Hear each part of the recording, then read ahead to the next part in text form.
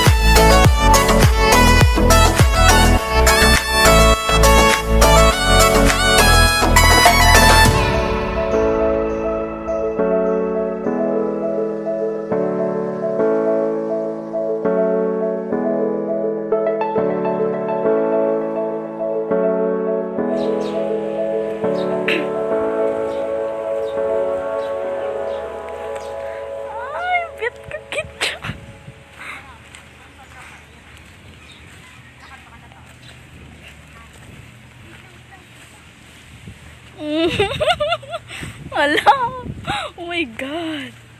So ito na guys yung dream ko na makapunta dito. Oh my, nasigan yun na.